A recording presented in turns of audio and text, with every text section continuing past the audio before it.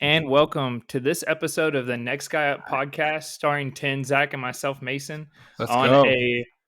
a weekend preview episode. We are super pumped. We have so much sports on top of sports, and we can't wait to jump in and get ready for this upcoming weekend, upcoming weeks, months, year. We're pumped. It's the most wonderful time of the year. We're 21 days away from football as of tonight. Showtime. And we have so much to talk about, and we're ready for it. What do you guys think? What's something that you're most excited about? We had some fantasy football that we had going on, and now we got some college and football coming up soon. I think I was very excited. Anthony Richardson's been named the starter because I'm going to their first game. The Jags open up the season up in Indy. Nothing like first rookie quarterback start. It shouldn't go too well for him. Just expose him. Are they still just 3.5-point favorites? If so, I might be taking that when I get off the pod. Last time I saw it, I've got it at 3.5. So, but I've had it locked in for a while now. I'm taking a look right now as we speak. Zach, go ahead and say something while I'm looking. Okay, great. Well, so this past weekend we did have our fantasy football draft, which is a pretty big ordeal in our league. It's like we talked about it a little bit last week. It's a pretty long-standing league. We got a lot of our friends in it, and so we kind of all get together and have a party. We also talked about the slightly controversial decision to do all of our picks on a big board. One person in particular, who I know listens to this podcast, had a pretty tough time. That would be my dad. Boy, you should see his team. It is something else. Let me tell you.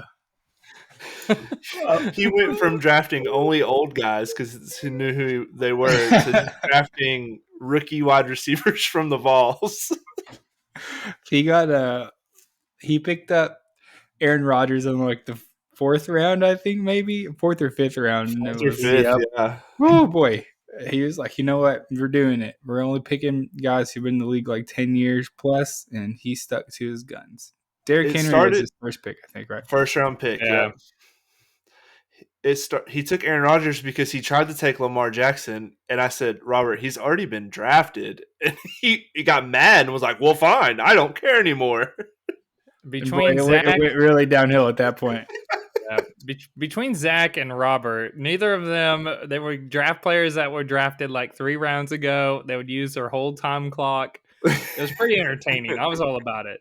But real quick, the Jags are still 3.5-point favorites. And I would like to also add that Robert already dropped Cedric Tillman. Which he dropped him already? Yeah. He should have kept him instead of Hyatt. Because he got him too. He drafted Hyatt. I think Tillman has a bit more upside this year. Yeah, he's more of an NFL style wide receiver, I think.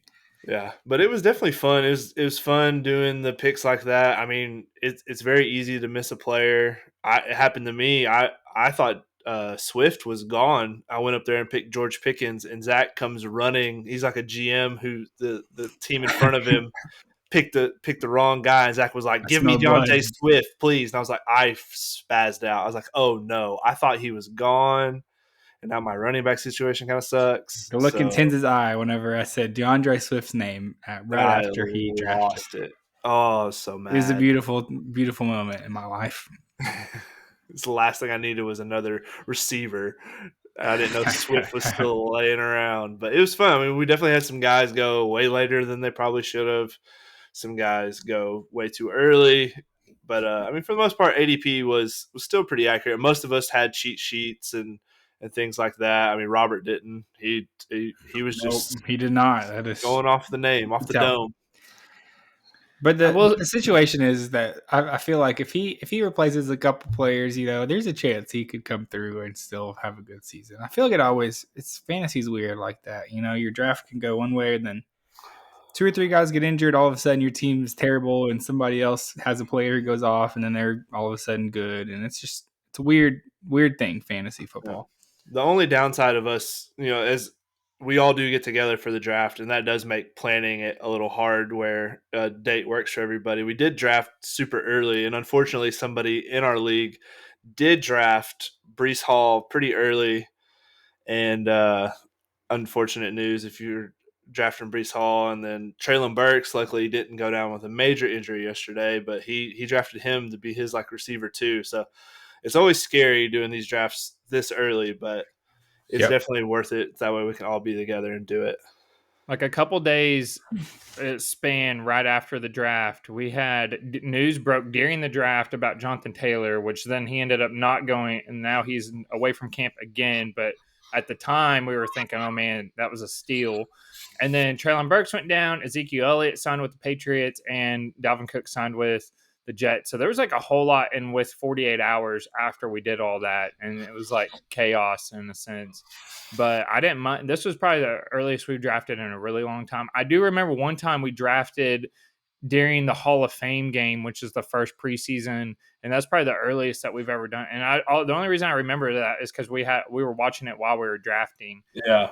But when it comes to this type of draft, it was wild because usually I get up. I always do it on my phone, which a bunch of the guys make fun of me because everybody else has their big fancy laptops, and here I am with my phone. But I could go get snacks, or I could go to the bathroom, and I can still keep up with the draft in my. But this, you could not go anywhere. You had to sit because you wanted to mark off whether it was through laptops. Yeah, it was like one of those things. And then like break.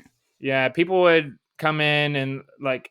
I felt bad because my wife, she would come in and she was like talking to me, and I was like, wait, hold on. Who just got drafted? And it's kind of tough because you got to keep up with it constant. Like you literally are zoned in, which my idea next year is if we do the board again, maybe we sync it because I know we can do this because I used to sync random dumb videos to the Robert and Sonia's TV. But you just sync something to the TV and have like a big board, like what's available left on on the TV. And that way people can see what's best available at the time if they don't want to keep up with it. It's just a thought, you know? Yeah. But we'll see. I don't know if everybody will want to do it that way again. Some people liked it. Few people didn't. I mean, so we'll see. I mean, it's tough. We got one guy who's in Seattle, so that makes it hard. He was doing over FaceTime, which I mean, his team. He had a pretty good draft, yeah. Yeah, he did have a good draft. He kept up with what players were drafted more than some of the people that were here, like Zach over here. He was very true. He didn't draft a player that was already drafted, so give him props for that. Well, before we move on, why don't we do like if you had like a 1 minute summary of your strategy and maybe some highlights of your team, what you feel good about, who you're really going to lean on you this year. Tins, why don't you go? Yeah. So, I mean, I took Travis Kelce in the first round. I'm banking on him to continue to dominate the tight end matchup every single week. And then I'm really looking at my receiver group to carry me. We do start 3. My running backs are a little weak because Mason took Travis Etienne from under me. Sorry. But I did get Mike Evans and Scary Terry and George Pickens kind of later. So hoping those 3 guys with Amon-Ra St. Brown can take me back where I belong, which is not last place. So I usually go heavy on running backs and surprise. It's true. I went heavy on running backs once again. I went Robinson, Tony Pollard, and Travis Etienne. And then I am looking for wide receivers that haven't proven themselves, but are hopefully like in the right time and the right spot for a breakout, which would be Chris Olave, Jerry Jeudy. Well, Tyler Lockett's had breakout times, but anyways, I did not wait until tight end until like the third to last pick, which my last 2 picks were a defense and kicker. So I went with Luke Musgraves, and Justin Fields was my steal of the draft, which Zach agrees with because he was just sitting there in like the 8th round. And I was like, and I think I kind of sniped him before the player next to me got him, but I'm really happy with that. We'll see what happens. I usually don't. Sometimes I've even waited longer for a quarterback, but it just felt if he was gonna be taken before that, I was gonna wait until one of the very last rounds. There's a pretty big drop off. I feel like after Justin Fields and Justin Herbert, it gets pretty the bottom of the barrel. What do you think, Zach? How'd you do? I don't know. I executed my strategy. I was drafting 3rd, and so in a lot of my mock drafts, I did. My goal really was to take one of those top 3 guys. Obviously, I ended up with Austin Eckler at pick number 3, which I think was a great pick. I think he's going to be a great running back. And I really wanted to get a running back, wide receiver, and then hopefully get one of those top 3 quarterbacks by my 3rd pick. That was always my strategy. I wanted an elite running back, an elite wide receiver, and an elite quarterback. So I got Austin Eckler, my 1st pick. Coming back around, I got Devontae Adams with my 2nd pick. And then my 3rd pick, Jalen Hurts got to me, which Patrick Mahomes got reached for pretty early in our draft. And so 2nd round. It's crazy. Yeah, the 2nd round. So I had the 2nd round. Yeah, it was pretty early, which I knew was going to happen with our league. So I kind of had a choice between Jalen Hurts and what's his face? No, oh my gosh, Lamar Jackson. Lamar Jackson. No, the the Bills quarterback who is that overrated guy, Josh Allen. Overrated. Holy cow! I blanked on his name. Yeah, so I had a choice between Jalen Hurts and Josh Allen.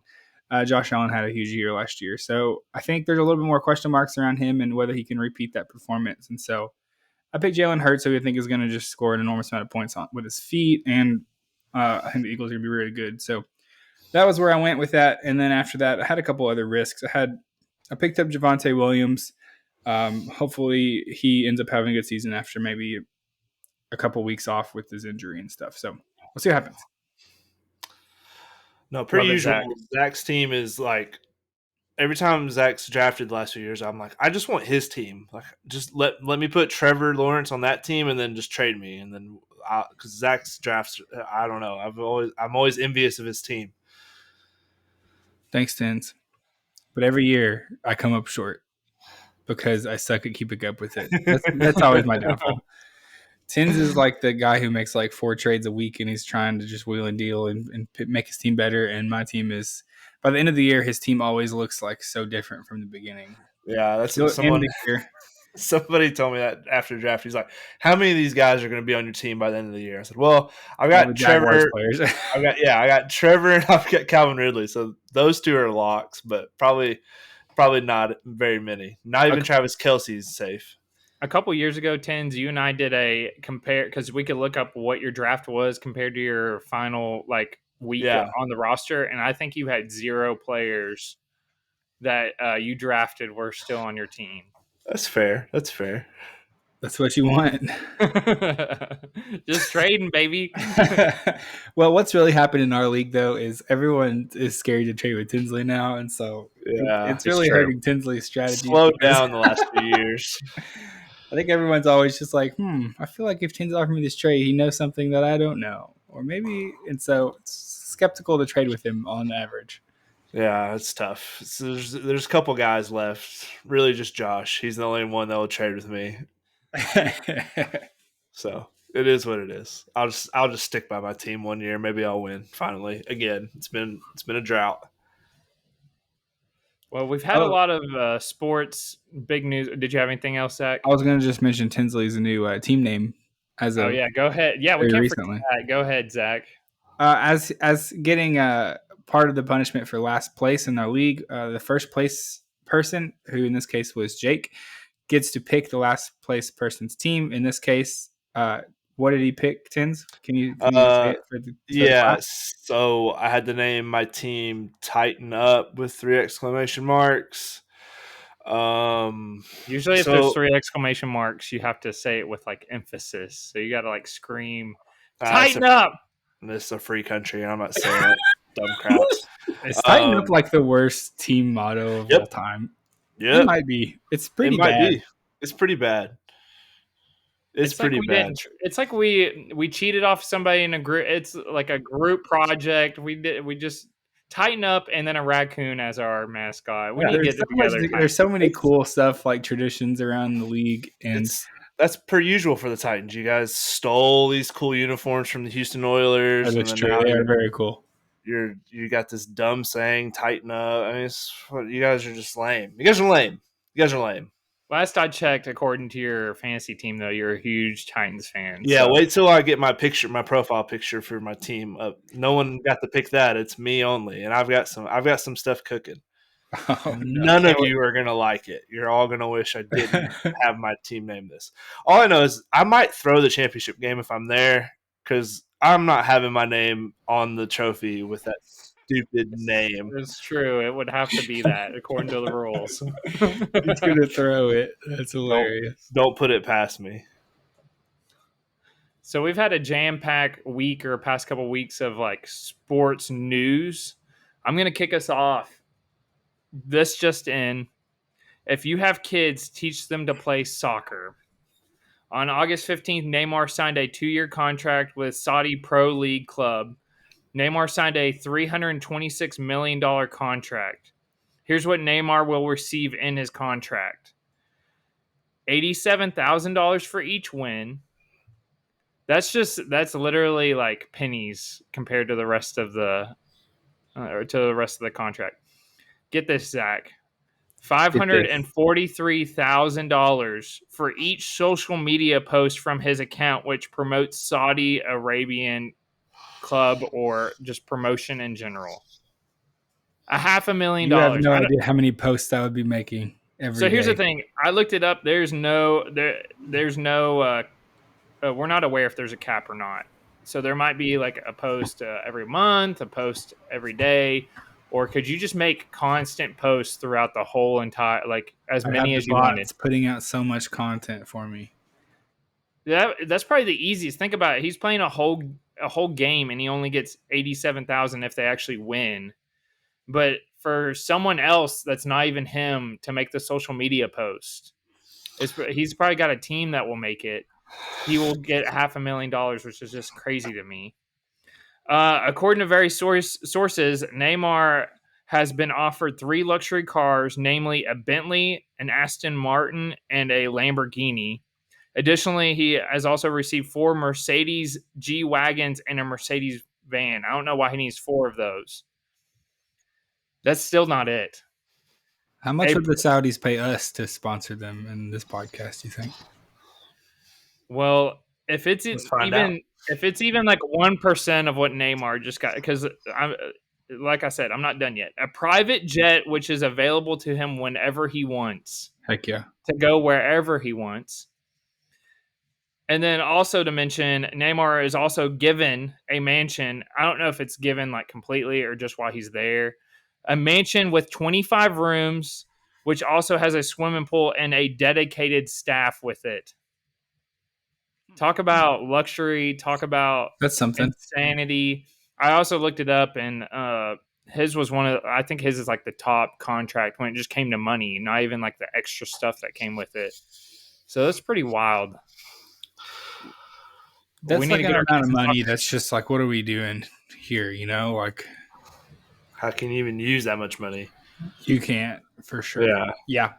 Well, that's why the owner of like the club, like you're just at a point where you're just like, I'm trillions in, like this is pennies to me. Yeah. So I'm just gonna go get the best, because I think the Saudi teams, like pro team, offered this to Messi and what was that other soccer player we talked about? Yeah. So finally got one of the big star players and offered a lot. Which logistically, if you compare it to Neymar, Messi, I still am wondering if Messi's is even, because he has like a percentage ownership of the Miami football club, but it's just it's kind of fun to compare. Do you see that game in Nashville coming up pretty soon? And tickets are like $600, like to get in the door. Just to get in the door, it's wild, crazy. I saw like lower level was like $11,000. Imagine if you were just like a season ticket holder, you could sell your ticket, and then you could probably like buy a car with that much. If someone actually, I'm sure there's somebody out there that is the same, like money is no worry to them, so they're just going to spend $11,000 on one game to see Messi, and then you're just like, oh, I'll just turn around and buy a car with that or part of a car. It's pretty wild. He has been crazy though. You just watch his highlights and stuff, and it's just like he's playing a different sport than everybody else is on the field. It's just I mean, what he's doing is nuts, you know. I saw where if you bet $10 on him to score a goal and you just rolled it over every game since he's joined the MLS, you're up like $500. Heck yeah. That's crazy. In like 6 games. That's wild. That's crazy. Wild stuff. Soccer, huh? Soccer. Huh? And that was our soccer Soccer News, segment. press really. Yep, for the whole season probably. Hey, that's We more might than talk about. most. That's more than It's most true. podcasts. That's true. You're It's right. pretty good. All right, Tins. What's your news of the week? We alluded to it a little bit earlier. Since we're talking, it's fantasy season. There's a lot of running back news this week. We kind of talking about it last week about these guys holding out. We still have some holdouts. J.K. Dobbins still not reporting to camp, even though they cleared him from the PUP list. Jonathan Taylor showed up, but then has an excused absence for personal reasons, so I'm not really sure what's going on there. That whole cult situation is just getting messier by the day. I hope everyone is on under 5.5 wins at plus 180 because it's going to cash so nice and easy for everyone. And then we talked about Ezekiel Elliott and Dalvin Cook signing with the Patriots and the Jets, really kind of spreading these veteran running backs around. And it looks like Kareem Hunt and Leonard Fournette are next, looking like they're going to end up with the Cowboys and the Colts too. They're kind of looking, and maybe the Saints. So a lot of running back news. I'm sure there'll be some more changes in and out as the season gets closer for these veteran guys to pick up on a team. I just think that it's one of those things that you need to look at. Okay, how valuable are running backs, and we need to change this because you're looking at all the other positions, and they're not undervalued like this position is. I don't know what's going to happen if they're going to have to talk to the owners and get this changed, but apparently what's happening, and we've talked about this in the past, but the franchise tag is so undervalued. So what it's supposed to be, right, is like a percentage of the franchise tag is from the highest paid player. So what's happening is now that all the running backs are getting paid a low amount and they're almost disposable, then that franchise tag price is going down. Correct, Tins? Am I butchering anything? No, you're right. I know the new the new deal. They're talking about shortening the length of running back contracts for draft picks. So instead of being a 5-year deal, it's a 3-year deal. So maybe they can hit free agency while they're still in their prime. It's just one of those things. I don't know how you can avoid it. Running backs get used so much, and they're the one position where the more you use them and the better they produce, the more their value falls off because it is just a position that gets beat up. So it's very interesting. I like these veteran guys. I mean, they both signed 1-year deals for a pretty good amount of money. It's pretty incentive based, but guys like Kareem Hunt, Leonard Fournette right now are former Pro Bowl players, and they're not on a team. They're waiting for an injury to happen before they can get a job. So I don't know. It's definitely interesting. It's something I like to keep up with. Running backs, my favorite players growing up have all been running backs. So I've always just had an interest in them. So it's been definitely interesting to keep up with. I hope they do something to where running backs aren't going to hold out every year, and it's not a position that we lose.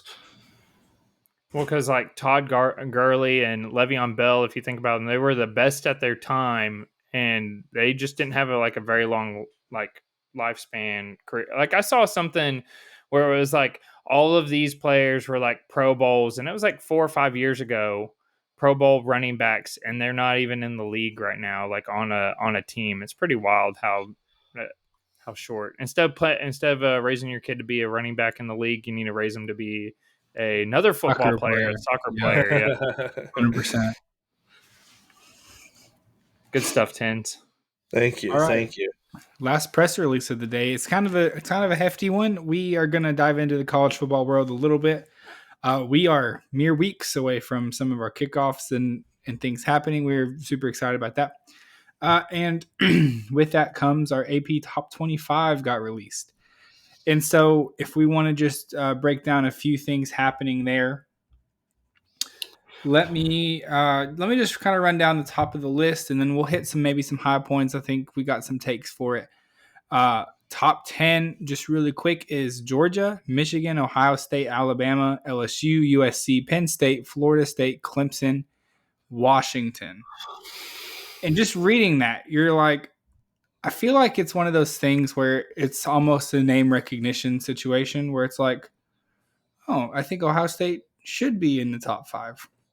I think Michigan should be in the top 5. And so I don't know. It's always something to look at. But you mean your top 10 are kind of your who's who, maybe with the exception of Washington popping in the number 10, which is pretty cool.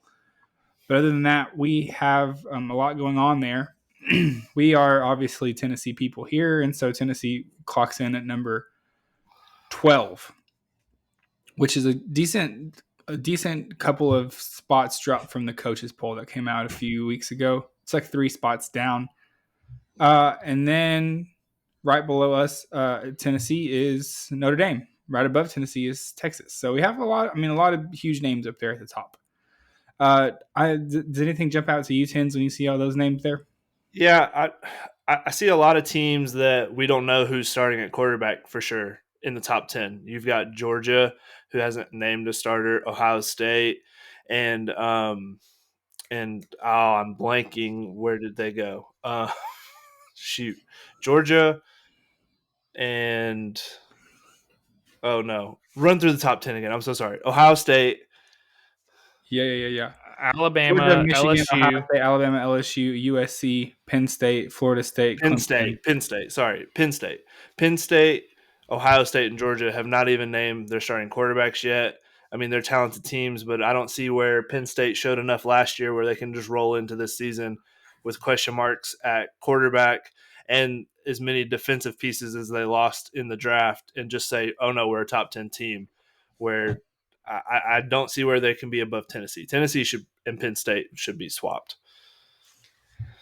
Kind of. I mean, I agree. I mean, I think Tennessee is being undervalued a little bit here. I know that there's maybe a quarterback question somewhere out there, an offensive line question possibly. It is pretty crazy to have dropped as much as they did. I think the thing that sticks out most when you first look at this, maybe the team that is most interesting in that list is Florida State sitting at number 8. Obviously, they have that huge Week 1 matchup, which will be the premier matchup of Week 1, without a doubt, with LSU. And they played last year.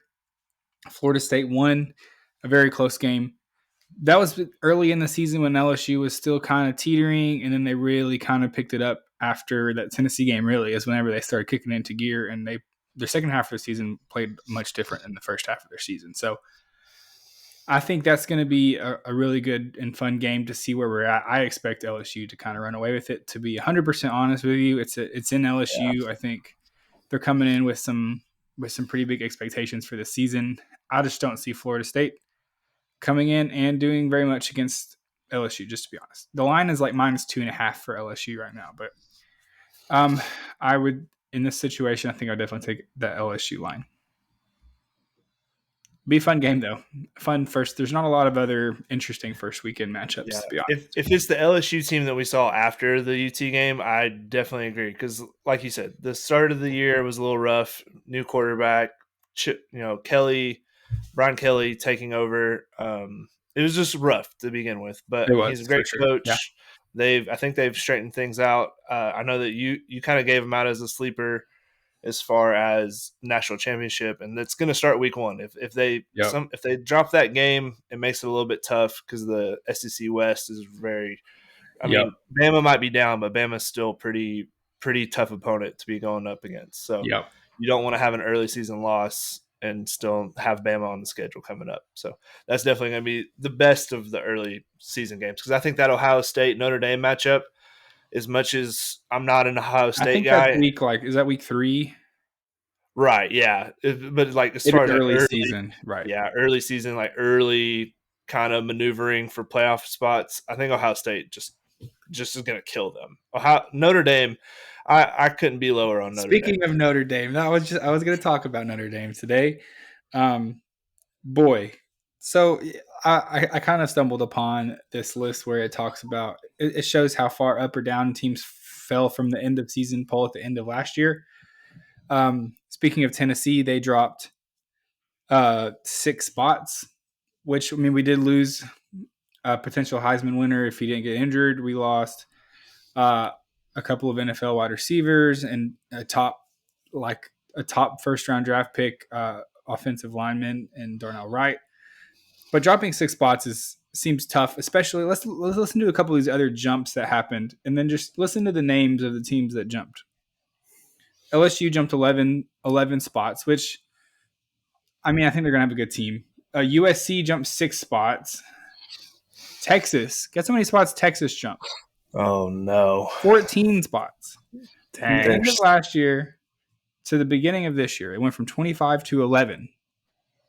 I'm guessing because of one Manning that's now a freshman on campus. But he's not He's not starting. even going to play. I don't know. This happens every year, which is what Texas. This happens literally every year where Texas jumps up and it's like, oh, here we are in the top 10, and then they're just going to. We're back. Yeah, they're back. Texas is back, guys. Except it's the wrong Texas, because I don't know if you were around a few Fridays ago, but it's Texas Tech winning the Big 12, everybody. Texas Tech is back. Notre Dame also jumped 5 spots up to number 13. And so we have a couple of big jumps by some of those names you just hear all the time. But Notre Dame, interesting. We kind of trashed on Notre Dame a little bit last year. Quickly, because I think we're going to stop hearing about them about halfway through the season after a couple of games. They're just going to lose and get smacked around. I think with them not being in a conference, it really makes it to where they have to be very, very good to be considered. I mean, maybe one loss, but you get the second loss. And their schedule is like the softest schedule of all time. But then you play Ohio State on September 23rd. Then they have to play USC October 14th, and they play Clemson November 4th. That's 3 L's. It's three L's, and then every other game is going to be like 40-point wins because the schedule is so soft. Other than that, so it's really interesting case study in Notre Dame's schedule this year. Sorry, Mason. Notre Dame's team total is 8.5. So 8.5 wins. Yeah, 8.5. Over 8.5 is minus 135. Under is plus 115. So you get plus money. It's time to go plus money hunting. Well, I will say, so this was, I was thinking about making this my future. I'm just going to say it now because we're talking about it. Notre Dame, and this is the opposite of plus money hunting, their odds to make the college football playoff. Number 13 in the nation, but number 13. Their odds to make the college football playoff is minus 800 to not make it. I'm taking it. Oh, I'll bet $100 and make what, like 2. Like I'm so confident that they're not making the college football playoff this year, and I don't know who continues to put them in the top up and just bump them up. I guess just because they know they have a big fan, but whatever. I don't understand how this continues to happen, but it does. There's my rant. I'm done. No more Notre Dame talk the whole year because they're going to lose to Ohio State and they're going to get snacked around, and we're just going to forget about all this ever happened until next season when the AP poll comes out and they're back there, number 13, number 10. Guys, this is the year for Notre Dame. Oh, no. We did talk about them last week as well. We did. I know.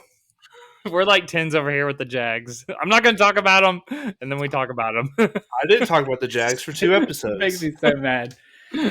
Okay, I'm done ranting. Done ranting about Notre Dame.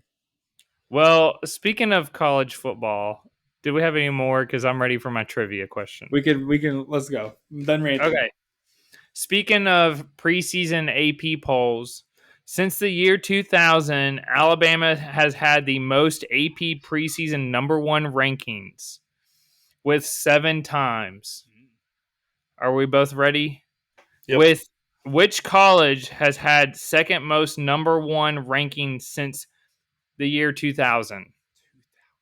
First of all, while y'all are thinking, I do have. Let me give out preseason. Was this preseason rankings? Preseason rankings. So I'll give out. I do have some options here. Is it A, Clemson, B, USC, C, Ohio State, D, Miami?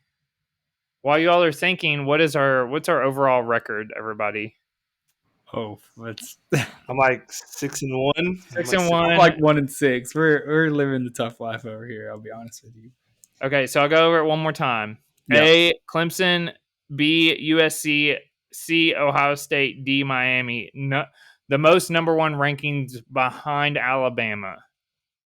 Can you tell us how many it is? What's the number? Sure, I'll give a number. 4. Okay. I've had 4 number 1 AP. Okay. I think I got my guess. All right, lock them in. I'm going to go D. Miami. Miami. Zach, what's yours? There's no way. I'm going with USC. The answer is B, USC with 4. They were Dang it. ranked It's the number Reggie 1. Bush, Matt Leinart era. They were Yep. elite. Yeah. You are correct. They were ranked number 1 in AP preseason poll in 2004, 2005, 2007, and 2012. I feel like the Clemson one. I feel like every time when they were pretty good, they were always competing with Alabama, and I feel like Alabama always ended up over them. Yep. Whenever Clemson was like doing their thing, which they still, I mean, they're still a great team. And I think Yeah, you're right. Yeah, they had a freshman quarterback win the national championship. Oh, who was that? Tins, that's weird. Oh, I don't know. I didn't know you're a big Clemson guy. Big Clemson guy. Big supporter. Well, that was Trevor my Lawrence. trivia. Anybody who doesn't know. Here we are back on the Jags. I went Miami.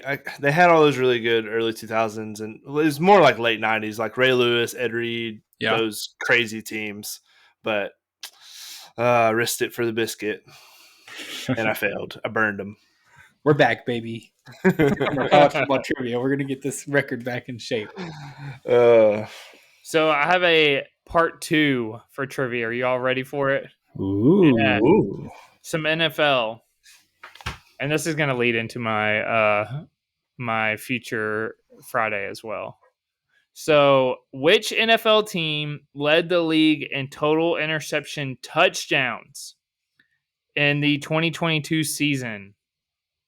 Is it A, Patriots, B, Eagles, C, 49ers, D, Bears? They're both like puzzled. I think it's A. Zach? I'm going with the 49ers. And the answer is A, Patriots. We suck again. Yeah, because their offense sucked so much, their defense had to go and score for them all the time. They had 5 interceptions that ended with a touchdown. Speaking of interceptions, I'm going to go with a future here that is not offensive based. It is on the defensive side of the football, and I'm super pumped about this one.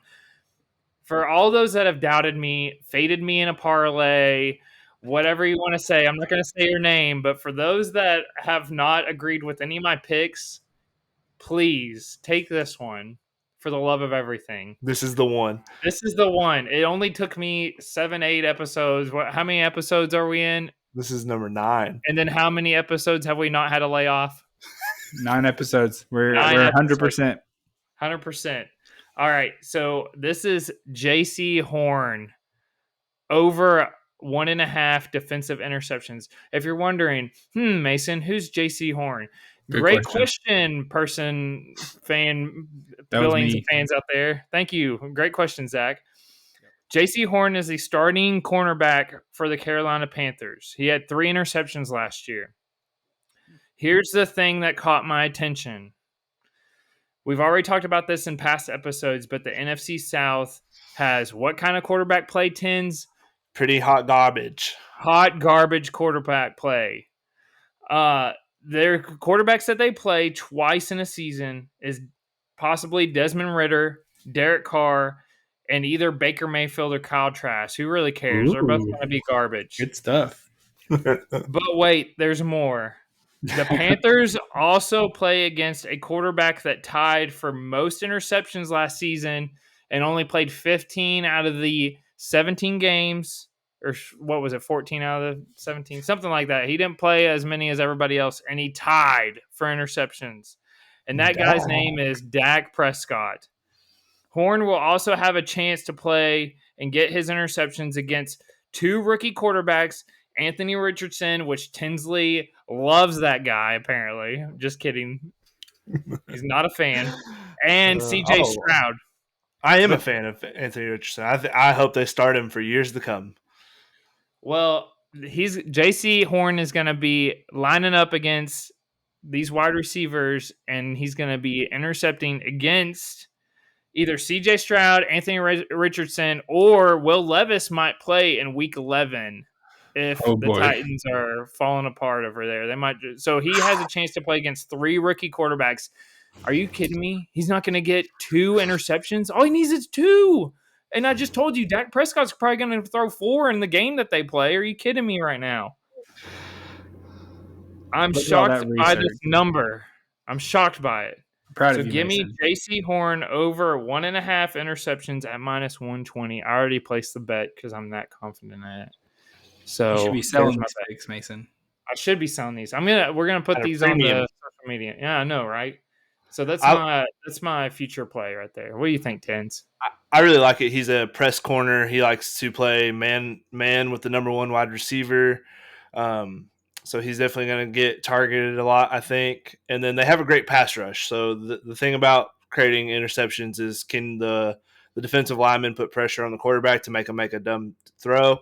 And J.C. Horn is an elite athlete who can make quarterbacks mistakes. Like he'll pick them off. I mean, he's a very, very talented guy, very good player. He's like going to be considered a top 10 corner after this year. He's probably already right around there anyway. So I definitely like that pick. And it's fun to do a defensive one like that. Yeah, for sure. Well, I kept looking at the offensive side and I was like, what numbers pop out to me? And I was like, you know what? Let's go over it, because if you haven't look at some of the sacks and total tackles. They're fun to look at as well. I'm not too aware of those numbers as much, so I had to go back and do some research. But the J.C. Horn one really popped out after I looked at their schedule, because I could see this hitting like at week 6 or something, like week 7. Like, are you kidding me? There's 17 games in a season, so give it to me. Love it. Love it. Love it. Love it. All Zach, right. you have one, or you want me head on up? No, I gave mine earlier. It was no minus minus 100. 800. Minus 800. All right. to not make the playoffs.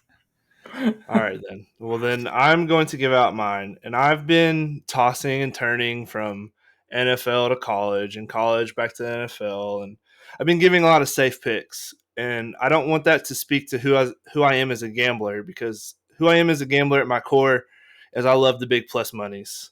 It's I love true. to turn 5 into hundreds. And so I'm going to give out a very nice, juicy pick. And it is Christian McCaffrey to win Offensive Player of the Year plus 1,500. Now, Christian McCaffrey, we're talking about running backs being devalued. I don't think there's if there's one team in the NFL who values quarterbacks, it's Kyle Shanahan and the 49ers. The dude loves to run the football. His dad created the outside zone running scheme that teams still use to this day. I mean, when they run the football, it is a work of art. Now, Christian McCaffrey, longtime Panther, was traded last year and only got to play 12 total games, including their playoff games with the 49ers. He rushed for 865 yards, had 54 catches for 480 yards, and 11 total touchdowns.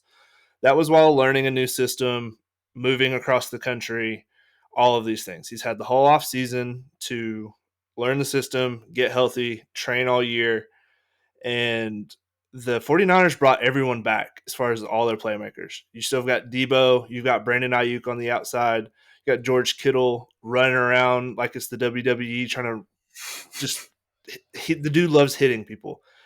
He's like catching the ball is secondary. I just want to go block. I want to go take a linebacker's head off.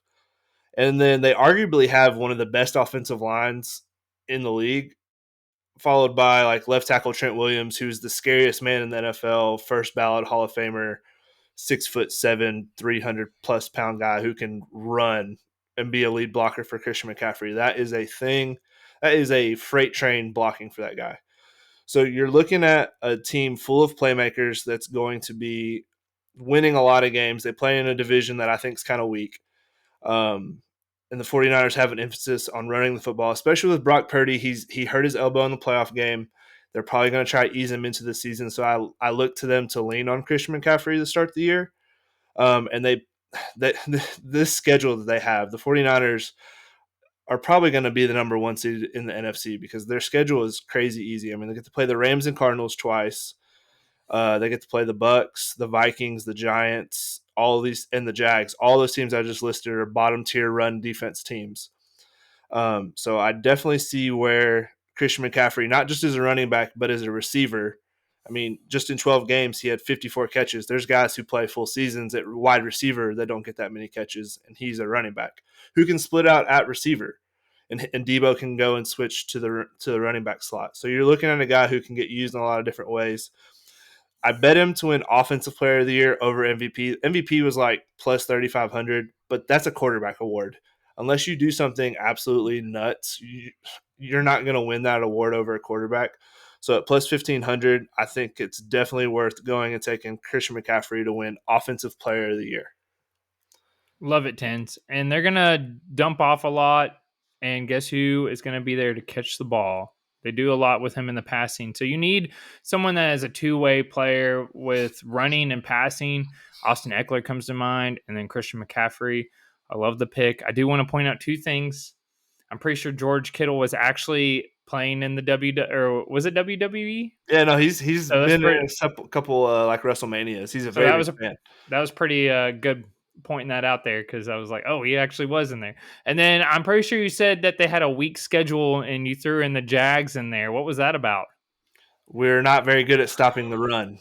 Oh, so you didn't mean overall. You didn't say it. Oh, sorry. I mean Tens. No, throwing his team under the bus. They're playing like 7 of the top or bottom 10 run defenses from last year. I mean, hopefully the Jags have improved that. That'd be nice, but I'm not going to count on Christian McCaffrey not having over 100 combined yards against us, because the guy's a freak. And this is our 9th episode of consecutive talking about the Jags. I brought it up. That's just me being fun. Out to the Jags. I don't know if you said weak. You may have just meant like run defenses. I meant run defense. I don't know if I might not clarify that, but they get to play the Seahawks and Rams twice, who are they're bad in general, but they're also 2 of the worst run defense teams in the league. And so I just see where he's going to be able to rack up yards running and receiving. So, I mean, as long as he stays healthy all year, I mean, he could be the number 1 total yards from scrimmage player. And I think that should warrant him. He'll be at least in the, final 3 for the award. And I mean, at plus 1,500, it's pretty nice. I mean, you throw $10 on that for 150. It's a nice, because they're going to be on prime time all year. So you're probably drafting Christian McCaffrey. If you're drafting high in fantasy, you're going to watch a lot of 49ers games if you're watching primetime football. So might as well root for Christian McCaffrey to go off every week. That's true, Tins. Good point. Love it. All right. I think that's a wrap. So follow us on social media, like and subscribe. Check out our Messing Around Monday episode. Guys, you got anything else? It's going to be hot. We already got some awesome plans for it coming up. We're ready for it.